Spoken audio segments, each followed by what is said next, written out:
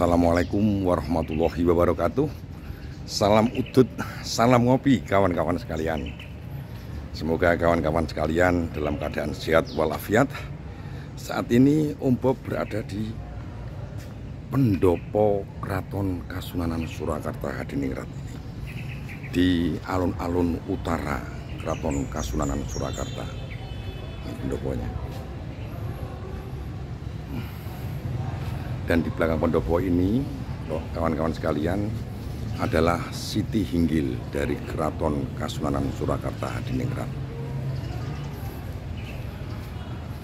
Bangunan ini berusia kurang lebih 330 tahun semenjak dibangun tahun 1745. Mari kita jalan-jalan di keraton sebagai penerus Kerajaan Wangsa Mataram Islam. Ini ruang Siti Hinggilnya, begitu anggun, teduh, dan berwibawa.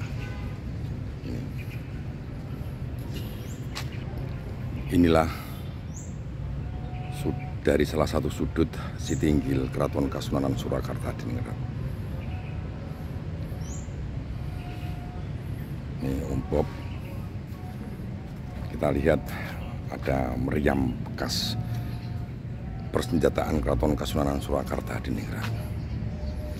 Banyak sekali peristiwa sejarah terekam di Kasunanan Surakarta Hadiningrat ini selama keraton ini berdiri. Mari kita bincang-bincang. Om Bob akan bincang-bincang terkait dengan seputar sejarah berdirinya Keraton Surakarta Hadiningrat, atau tepatnya Kasunanan Surakarta. Assalamualaikum warahmatullahi wabarakatuh. Salam udut, salam ngopi kawan-kawan sekalian. Kembali bersama Om Bob. Kawan-kawan sekalian, saat ini Om Bob berada tepat di samping kanan Siti Hinggil Keraton Kasunanan Surakarta Hadiningrat. Keraton ini memiliki sejarah yang cukup panjang setelah pasca konflik berkepanjangan di Keraton Kasunanan Kartosuro. Pasca geger pecinan tahun 1742, setelah beliau Sinuwun Pakubuwono II Sekar ke Prabon, beliau mengungsi di Ponorogo tahun 1743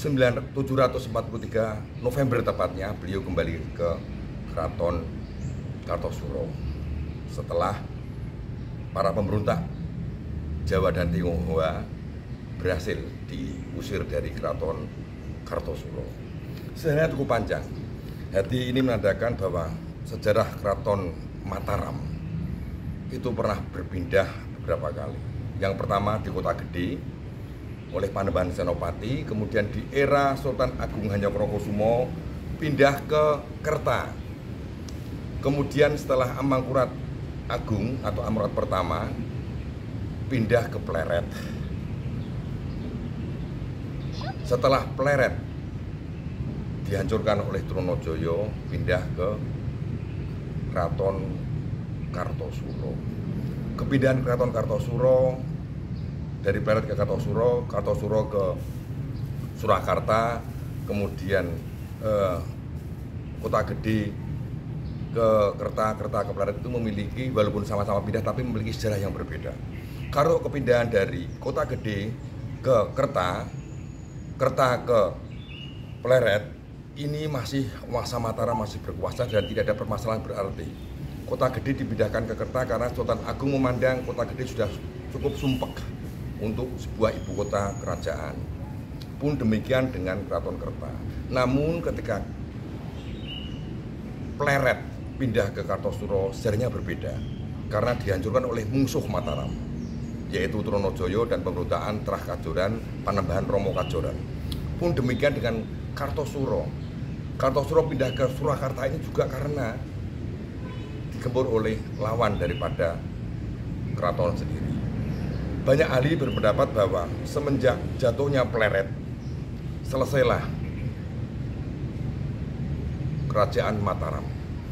Kartosuro, kemudian Surakarta dan Yogyakarta adalah penerus dari Wangsa Mataram. Namanya pun berbeda-beda, yaitu Kasunanan Kartosuro, Kasunanan Surakarta Hadiningrat, Kasultanan Yogyakarta Hadiningrat, dan Puro Mangkunegaran. Itu sekilas kawan-kawan sekalian. Bob akan bercerita tentang sejarah berdirinya Keraton Surakarta Hadiningrat sekilas saja. Baik kawan-kawan, setelah tadi telah Bob sebutkan, setelah pasca Geger Pecinan tahun 1743, koalisi VOC dengan dibantu oleh Bupati Madura yaitu Cakraningrat IV berhasil mengusir Raden Mas Garendi, pemimpin pemberontakan Geger Pecinan yang berkoalisi juga dengan Raden Mas Said. Cakraningrat membantu dengan harapan nanti Cakraningrat bisa lepas dari Kartosuro. Lepas tahun itu November 742. Kemudian tahun Desember 1743 beliau Pakubuwono II kembali ke Keraton Kartosuro. Setelah kembali menjumpai Keraton Kartosuro carut marut, dan menurut orang Jawa itu kalau rumah atau keraton sudah pernah diduduki oleh musuh maka sudah hilang tuahnya, tidak memiliki tuah kembali. Bertolak dari hal tersebut, beliau Pakubuwono II memiliki keinginan untuk memindahkan pusat pemerintahan dari Kartosuro ke daerah lain. Maka beliau membentuk tim untuk mencari lokasi baru pengganti Keraton Kartosuro. Maka beliau membentuk tim, ada 3 tim menurut beberapa literatur, yaitu di buku Babat Keraton Mataram karya Hamaminata yang diambilkan dari sumber lain seperti Purwadi juga, itu disebutkan beliau membentuk 3 tim. Yang tim pertama adalah tim konstruksi dan penanggung jawab secara umum pembangunan keraton. Itu terdiri dari Adipati Pringgoloyo dan Adipati Sindurejo. Tim kedua adalah tim ahli nujum keraton Kartosuro. Itu terdiri dari Kyai Tumenggung Honggo Wongso, kemudian Raden Tumenggung Pusponegoro, Raden Tumenggung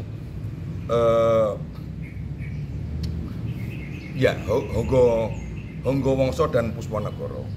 Kemudian tim ketiga ini adalah ahli-ahli spiritual dari Keraton Kartosuro yang terdiri Pangeran Wujil Ngadilangu, ini keturunan daripada beliau Kanjeng Sunan Kalijogo, kemudian Kiai Tohjaya, kemudian penghulu fakih Ibrahim, dan salah satunya adalah yang nantinya menjadi pujangga besar Keraton Surakarta Hadiningrat, yaitu Raden Yosodipuro. Mereka diberi tugas untuk mencari alternatif pengganti Keraton Kartosuro. Dari hasil kerja tim tersebut ada 3 alternatif tempat lokasi. Yang pertama adalah Desa Kadipolo. Yang kedua Desa Solo. Yang ketiga Desa Sonosewu. Itu ada di Surakarta ini. Kadipolo juga ada tidak jauh dari sini. Menurut penerawangan, Desa Kadipolo itu tempatnya rata, tempatnya bagus, datar, namun oleh para penasihat ahli nujum kurang pas karena kelak daerah ini tidak begitu ramai dan mungkin ada banyak konflik kalau keraton pindah ke sini. Kemudian Desa Sonosewu itu juga bagus, air juga melimpah, namun menurut penerawangan ahli nujum dan penasihat spiritual, bila keraton pindah ke Sonosewu, dimungkinkan rakyat Jawa akan kembali memeluk agama selain Islam. Ini maka disampaikan. Dan alternatif ketiga yaitu Desa Solo. Desa Solo ini dulu keraton ini merupakan daerah rawa-rawa. Dan ini justru yang menurut penerawangan ahli nujum sama penasihat spiritual tim ketiga ini, justru yang paling pas dekat dengan Bengawan ini di Desa Solo. Dan Desa Solo ini memiliki sejarah terkait dengan masa lalu Desa Solo zaman Pajang. Dan tim ini melaporkan kegiatan kepada Sinuwun Pakubuwono II. Dan Pakubuwono II mengutus khusus Pangeran Wujil dan Yosodipuro untuk tertirah untuk mesubudi di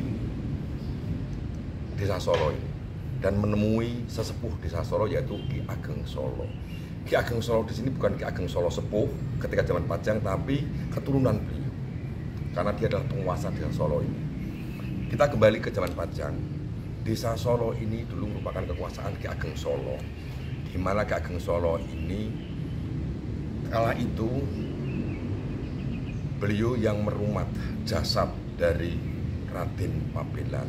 Raden Pabelan adalah salah satu cucu Ki Ageng Pemanahan, putra dari Tumenggung Mayang. Tumenggung Mayang kawin dengan Dewi Tembini. Dewi Tembini adalah putri daripada Panembahan Senopati, adik dari Panembahan Senopati.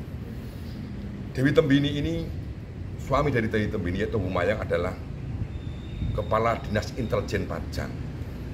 Yang putranya Raden Pabelan ketahuan masuk ke Kedaton, ke Keputren, maka dihukum mati oleh Sultan Hadiwijoyo dan mayatnya dibuang di Kali Pepe, kemudian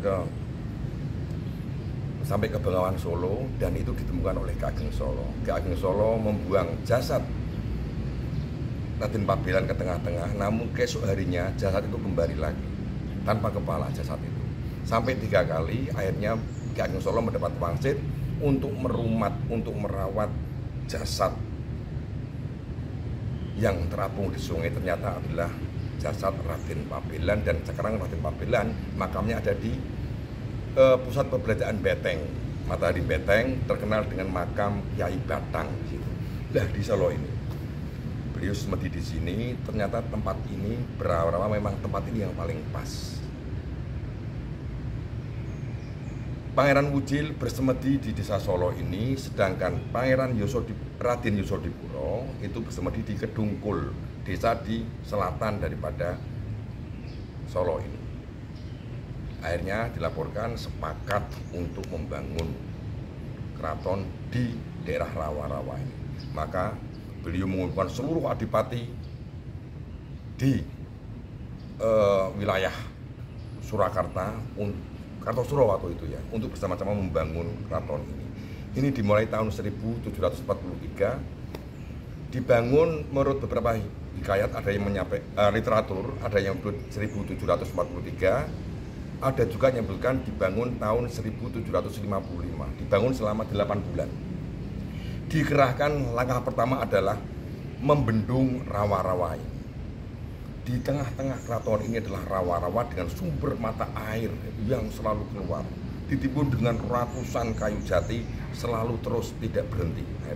Akhirnya kembali Pangeran Wujil sama Raden Yosodipuro mesubudi kembali, dan keduanya mendapat sasmito gaib.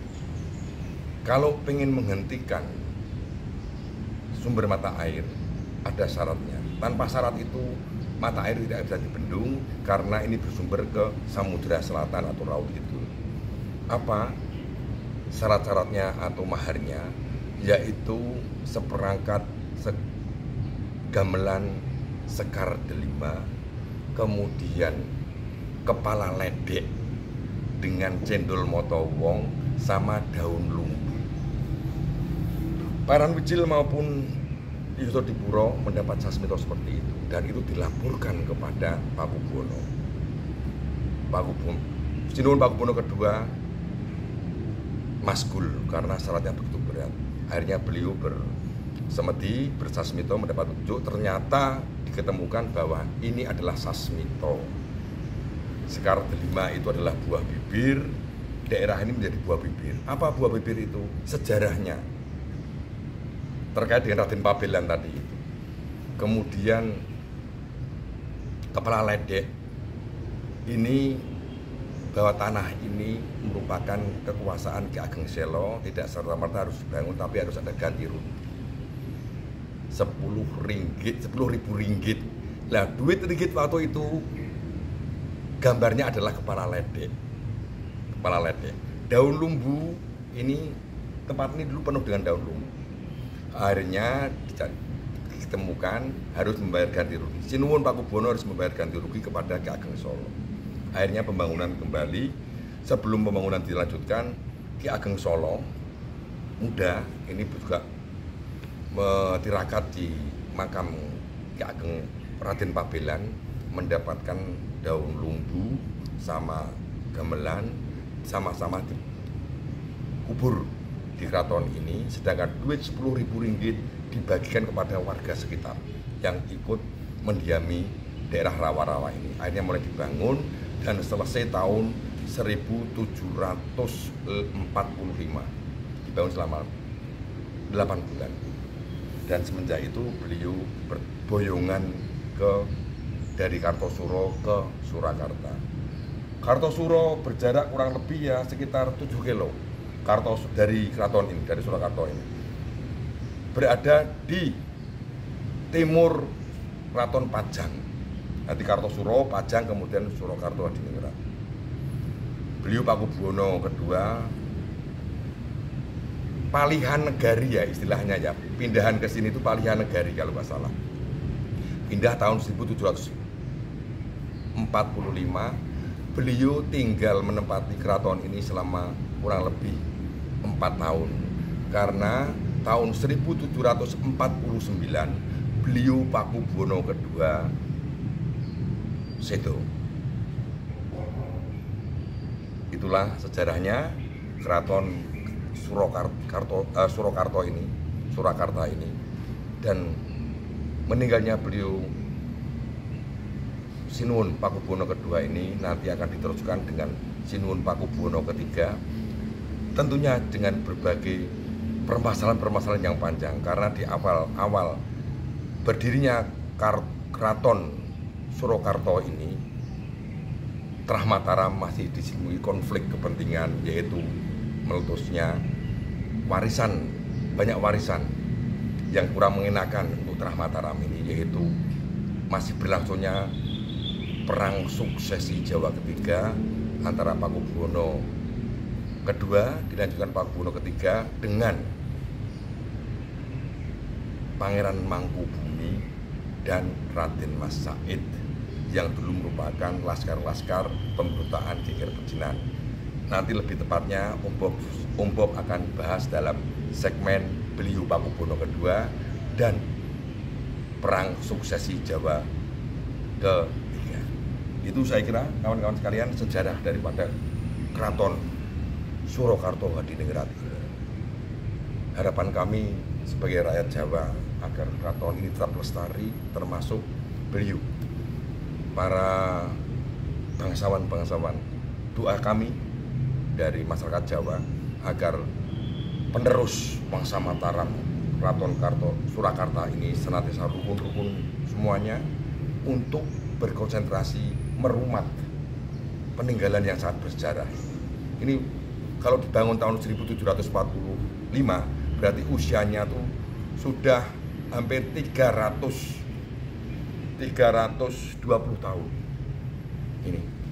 Ini cagar budaya heritage yang luar biasa. Ini dimana nanti para generasi yang akan datang akan banyak belajar sejarah dari keraton ini.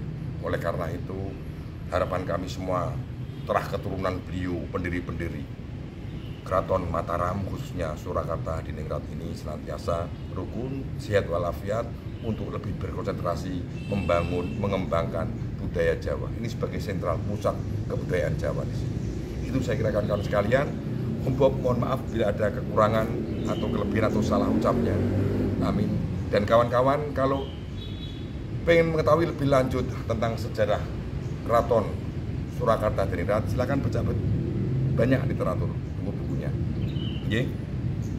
Bisa browsing ada apa aja selama berdirinya Keraton Surakarta ini. Karena nanti Keraton Surakarta pasca sedonya emang Pakubuwono kedua nanti ada perjanjian Giyanti, perjanjian Salatiga yang mengakibatkan Wangsa Mataram pecah menjadi 2 dan 3. Perjanjian Giyanti memecah Kasunanan Surakarta menjadi 2 dengan Kasultanan Yogyakarta.